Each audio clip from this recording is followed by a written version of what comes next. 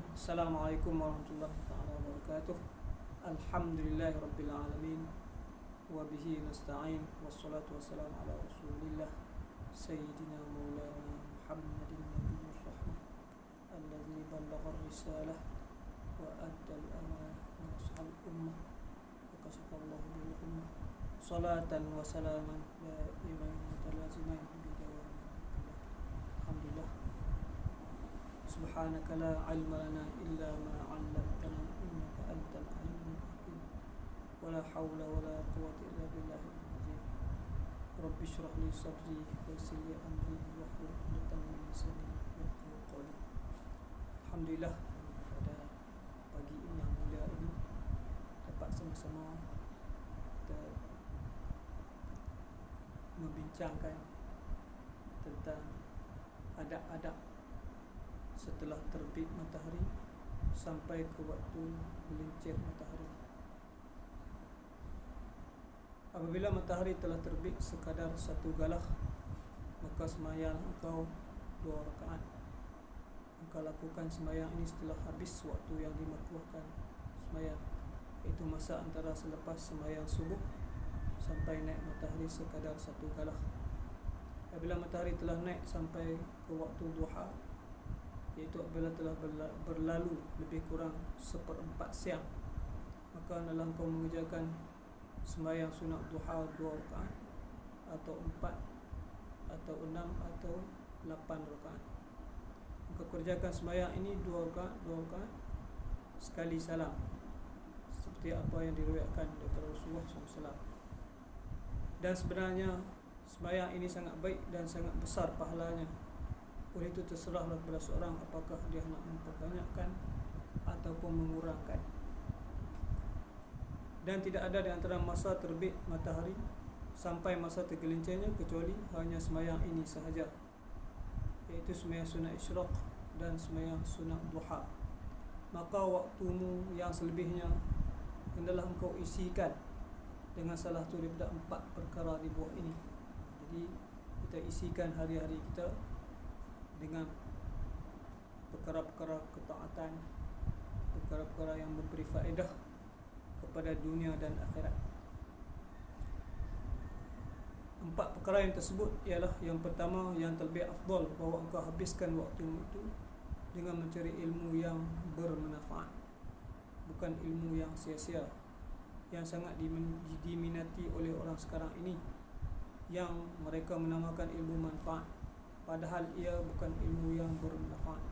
Apakah yang dikatakan ilmu yang bermanfaat?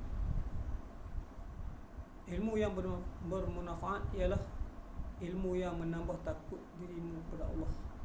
Di setiap ilmu yang kita pelajari, sekiranya menambahkan takut dan ketakwaan kita kepada Allah, itulah ilmu yang bermanfaat di dunia dan di akhirat. Sekiranya kita memiliki dunia yang banyak tapi tanpa takwa, maka rugilah perolehan, kerana dunia tadi melalaikan kita daripada akhirat. Jadi ilmu-ilmu yang bawa kepada ketakwaan dan menambahkan takut kepada Allah merupakan satu ilmu yang amat baik, yang perlu ada kepada setiap Muslim dan juga mukmin. Dan juga menambahkan penglihatan ilmu yang manfaat, ialah ilmu yang menambahkan penglihatan terhadap aib dirimu dan menambah makrifat dalam engkau beribadat kepada Tuhanmu. Jadi dengan kita belajar ilmu manfaat dapat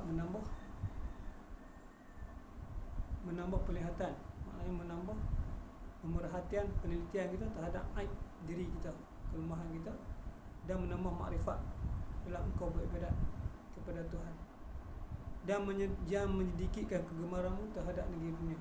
Dengan ilmu manfaat tadi, kita akan kurang kegemaran kita terhadap dunia dan menambah kegemaran, kesukaan kita terhadap negeri akhirat, negeri yang abadi, dan membukakan pintu hatimu untuk mengenali bermacam-macam penyakit amalan, sehingga engkau dapat menjauhinya daripada amalan-amalan, sifat-sifat yang tercela yang merosakkan amalan.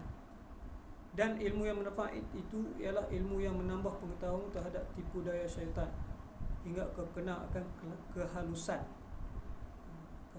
penipuan syaitan ketika ia menggoda ulama as-su dan berhasil menjadikan mereka sebagai sasaran kemurkaan Allah dan kemarahannya. Jadi dengan pengetahuan kita terhadap tipu daya syaitan itu banyak menyelamatkan kita lah daripada godaan-godaan yang halus yang tak dapat dikesan kecuali orang yang dipilih oleh Allah, orang yang hampir dengan Allah. Maka kita dapat menjauhlah kemurkaan Allah. Kerana mereka juga ulama su telah membeli dunia dengan agama dan menjadikan ilmu sebagai alat yang digunakan untuk mengambil harta sultan, memakan harta wakaf, harta anak yatim, harta orang miskin dan harta orang Islam. Di sepanjang hari mereka hanya menghabiskan waktu untuk mencari pangkat dan kedudukan di hati manusia. Inilah ilmu yang amat baik apabila seseorang dapat mengesan aib. Iza ahabballahu 'abdan basarahu bi'uyubihi. Apabila Allah sayang, suka pada hamba, Allah akan memperlihatkan, hamba akan dapat mengesan aib-aib pada dirinya untuk dicucikan, dijauhkan daripada perkara yang dilarang. Untuk itu mereka sanggup, orang-orang yang cintakan dunia, mereka sanggup menunjukkan segala kemahiran di hadapan orang ramai dan memperlihatkan kefasihan lidah mereka dalam berbahas dan berbincang. Semua ilmu yang bermanfaat itu telah kami sebutkan dalam kitab Ihya Ulumuddin. Maka jika engkau tergolong daripada ahlinya, maka hasilkanlah, dapatkanlah ilmu akan dia dan amalkanlah dengan isi dan kandungannya. Kemudian setelah engkau ajarkan pula kepada orang lain dan engkau ajak mereka untuk menuntutnya, maka siapa yang mencari ilmu yang manfaat lalu ia mengamalkan